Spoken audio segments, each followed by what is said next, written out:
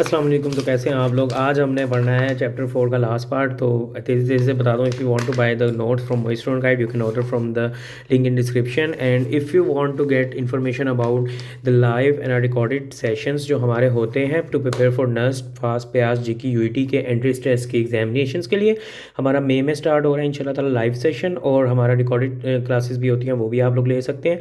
इस इंस्टाग्राम पर आकर आप लोग पूछ सकते हो और अभी से रजिस्ट्रेशन करवा सकते हो। हमारे मतलब ऑब्वियसली मार्क्स बहुत ज़्यादा अच्छे आते हैं।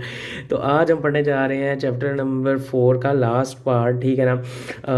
ये मोई स्टूडेंट गाइड के बेसिकली ये नोट्स होते हैं जो बेसिकली पहले मैं हैंड रिटन होते थे मेरे, अब मैं टाइप करके बेसिकली ये पहले मैं अपने नोट्स में से बेसिकली हैंड रिटन बनाता होता था, लेकिन अब जो हमारे मोई स्टूडेंट गाइड के टॉपर्स नोट्स होते हैं, टिप्स एंड ट्रिक्स होते हैं, उसी में से मैं सारे पार्ट ऐसे करके निकाल के आप लोगों को पढ़ा दिया करूँगा। हैंड रिटन ज़्यादा नहीं किया करूँगा, जो चीज़ें आप लोगों को बतानी होंगी वो इधर ही बता दिया करूँगा, ठीक है।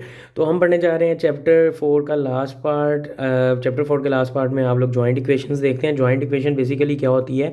जॉइंट इक्वेशन होती है बेसिकली अगर आपके पास एक क्वाड्रेटिक इक्वेशन होती है ना इस तरह की, तो बेसिकली इसका मतलब होता है कि ये एक लाइन नहीं है, ये मल्टीपल लाइंस हैं। और इसी मल्टीपल लाइंस को, इन्हीं मल्टीपल लाइंस को हम जॉइंट इक्वेशन के तौर पर, दो लीनियर इक्वेशंस की जॉइंट इक्वेशन के तौर पर रिप्रेजेंट करते हैं। जैसे ये एक हमारे पास एक इक्वेशन है, ये एक दूसरी इक्वेशन है, इन दोनों को ज्वाइन करके बेसिकली एक इक्वेशन बनती है जिसे हम जॉइंट इक्वेशन कहते हैं, ठीक है ना। इस तरह की बनती है वो।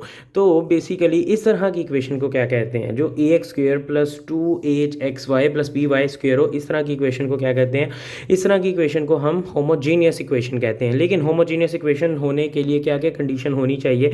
बेसिकली अगर आपके पास इस तरह की इक्वेशन है a x square plus 2hxy plus by square is equal to 0, ये जनरल फॉर्म होती है होमोजीनियस इक्वेशन की।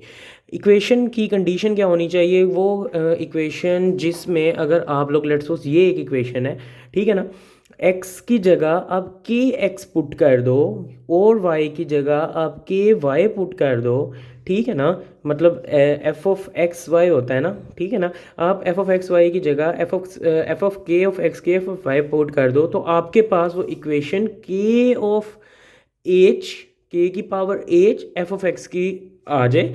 उस इक्वेशन को हम होमोजीनियस इक्वेशन कहते हैं। इसे मैं थोड़ा सा एक्सप्लेन करता हूँ। लेट्स सपोज यही इक्वेशन है, ठीक है ना, a x square plus 2hxy plus by square is equal to 0। अब इस इक्वेशन को होमोजीनियस का क्या मतलब है। अच्छा, ये एफ ऑफ एक्स है, ठीक है ना, ये हमारे पास एफ ऑफ एक्स है। अब मैं एफ ऑफ एक्स वाई, अब मैं इसे के एक्स के वाई पुट कर देता हूँ, मतलब एक्स की जगह मैं के एक्स पुट कर देता हूँ, ठीक है ना। इसका स्क्वेयर प्लस 2 एच ऐसे ही आएगा, एक्स की जगह आ जाएगा के एक्स और वाई की जगह आ जाएगा के वाई, ठीक है ना। प्लस ये हमारे पास क्या है, बी के वाई का होल स्क्वायर, ठीक है ना। हमने बेसिकली एक्स और वाई की जगह के एक्स और के वाई पुट कर दिया है। थोड़ा सा एक्सप्लेन करके आपको समझा रहा हूँ इस बात का मतलब। तो हमारे पास ये आ जाएगा के का स्क्वायर ए एक्स स्क्वायर प्लस के का स्क्वायर 2hxy, ठीक है ना, प्लस के का स्क्वेयर बी वाई स्क्वेयर। अब इसमें से मैं के का स्क्वेयर कॉमन ले सकता हूँ, बिल्कुल ले सकता हूँ पूरी इक्वेशन में से। A x square plus 2hxy plus B y square, ठीक है ना। अब ये देखो, ये वही इक्वेशन नहीं बन गई जो हमारे पास एफ ऑफ एक्स थी, मतलब बिल्कुल पुरानी कंडीशन में नहीं आ गई। तो ये हमारे पास बेसिकली के का square F of X Y हो गया।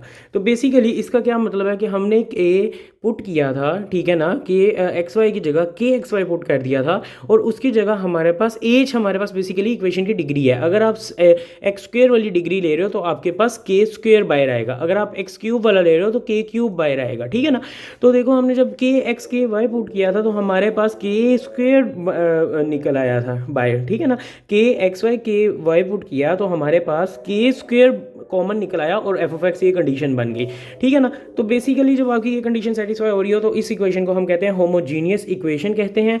होमोजीनियस इक्वेशन, अगर जनरल इक्वेशन हम इस इक्वेशन को ले रहे हैं a x square plus 2hxy plus B y square, अगर इसे हम ले रहे हैं तो आप खुद देखो साइमल्टेनियसली ए बी और एच तीनों जीरो ना हो। साइमल्टेनियसली का मतलब है एक ही बार में तीनों जीरो ना हो।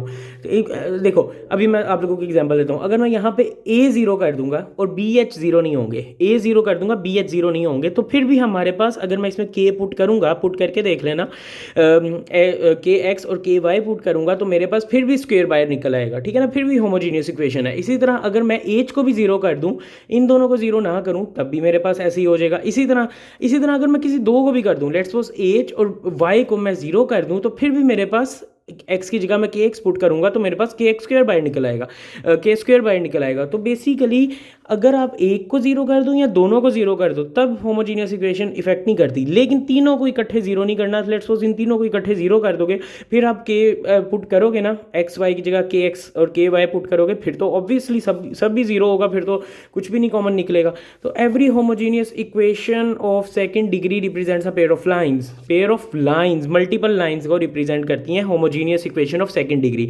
जैसे मैंने आप लोगों को बताया था, हमने दो इक्वेशंस को मिला के एक इक्वेशन बनाते हैं। उससे हम होमोजीनियस के लिए ये कंडीशन देखते हैं कि ये कंडीशन सेटिस्फाई होनी चाहिए, और होमोजीनियस इक्वेशन जो होती है ऑब्वियसली वो सेकंड डिग्री की अगर है, तो इसका मतलब है ये पेयर ऑफ लाइंस, मतलब दो लाइंस हमारे पास शो करवा रही है, ठीक है ना। लाइंस जो होंगी वो रियल इन डिस्टिंक्ट होंगी अगर एच का square greater than A B के है, रियल एंड कोइंसिडेंट होंगी अगर एच का square is equal to A B है, और इमेजिनरी होंगी इफ एच का square is less than A B है। ये एमसीक्यूज में पूछा जाता है। ये 3 पॉइंट बहुत इंपॉर्टेंट है, ये आप लोगों ने जरूर याद रखने हैं, अपने जहन में रखने हैं। Angle between the line represented by A X square plus B Y square plus अब आपने ये इसके अंदर मल्टीपल लाइंस है ना, हमने जैसे कि ऊपर के जिक्र किया कि इसके अंदर एक लाइन नहीं होती, इसके अंदर पेयर ऑफ लाइन होती है, दो लाइनें होती हैं, और इन दोनों लाइनों के दरमियान हमने एंगल देखना है, तो उसका फॉर्मूला ये होता है, याद कर लो, ठीक है ना, याद कर लो। अब देखो, अब जब इसमें मैं theta is equal to zero होगा, ठीक है ना, इसका मतलब क्या है, theta is equal to zero होगा तब जब एच का square is equal to A B होगा, ठीक है ना, या फिर एच का square minus A B is equal to zero होगा, ठीक है ना। तो ऊपर वाली टर्म जीरो हो जाएगी, और टेन इनवर्स जीरो जो होता है वो हमारे पास जीरो ही होता है, तो हमारे पास थीटा जीरो आ जाएगा। तो ये याद कर लो। और दूसरा बात हमारे पास ये है कि अगर a plus b is equal to zero हो जाएगा, मतलब नीचे वाली टर्म जीरो हो जाएगी इस फॉर्मूला में, तो हमारे पास ये अनडिफाइंड हो जाएगा, और टेन इनवर्स अनडिफाइंड जो होता है वो 90 होता है, तो हमारे पास थीटा 90 आ जाएगा, ठीक है ना। अब ये बहुत इंपॉर्टेंट फार्मूला है, ये आप लोगों ने याद कर लेना है। अगर आपसे एक उसने पूछा हो कि एक लाइन है, जैसा कि यहाँ पे मैं आपको दिखाता हूँ, एमसीक्यू हमने देखा होगा, find the joint equation of the lines through origin and perpendicular to the lines. आपके पास एक होमोजीनियस पेयर ऑफ लाइंस की इक्वेशन दी गई होगी, उसे कहेगा कि उसके परपेंडिकुलर है, ठीक है ना, और ओरिजिन से गुजर रही है एक लाइन, उसकी इक्वेशन बताएं। तो आपने उसकी इक्वेशन हमारे पास बेसिकली उस लाइन की इक्वेशन होती है एक्स का square plus m1 m2 X Y plus m1 into m1, ये बेसिकली इक्वेशन होती है हमारे पास। अब इसमें m1 m2 होता है a ओवर b, और m1 प्लस m2 होता है -2h ओवर बी, ठीक है ना। ये देखिए -2h over B.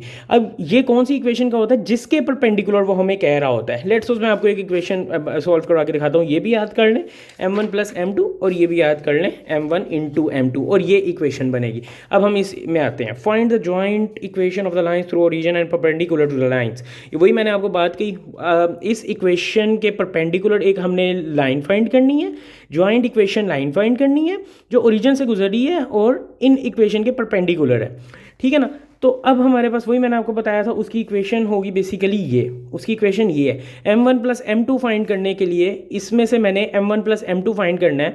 m1 plus m2 मेरे पास होता है, हमने पीछे पढ़ा था -2h ओवर b, ठीक है ना, और मैंने यहाँ पे पढ़ा है m1 into m2 a over b होता है, तो m1 into m2 is equal to a over b, ठीक है ना। तो अब मैंने इसे इस इक्वेशन में पुट कर देना है, तो बेसिकली मेरे पास आ जाएगा x का square -2h over b X Y plus a over B Y का स्क्वेयर, ठीक है ना। तो ये इसका आंसर आ जाएगा, ये वाला, ठीक है। अभी मैं आपको इसका ना एक शॉर्ट ट्रिक बताऊंगा, आपको इस तरह से ये एमसीक्यू सॉल्व करने की ज़रूरत नहीं है, ये आपको बहुत टाइम ले लेगी। अभी तो ये सिंपल था, 2h एक्स वाई हमें भी दे दिया गया है। अगर यहाँ पे थोड़ी सी हेरा फेरी हो, यहाँ पे h हमें पहले फाइंड करना पड़ेगा, फिर हमें b फाइंड करना पड़ेगा, फिर हमें उसे m1 प्लस m2, लेकिन मैं आपको इसका शॉर्ट ट्रिक बताऊँगा, ठीक है ना, अगली वीडियो में बताऊँगा, क्योंकि बहुत ज़्यादा लंबी हो गई ऑलरेडी वीडियो। अगली वीडियो में बेसिकली हम प्रैक्टिस एमसीक्यूज ही करेंगे इस पार्ट के, और बड़े मजे के हैं, ठीक है ना, यकीन करो। अगली वीडियो ज़रूर देखना, मिलते हैं नेक्स्ट एपिसोड पे, तब तक के लिए अल्लाह।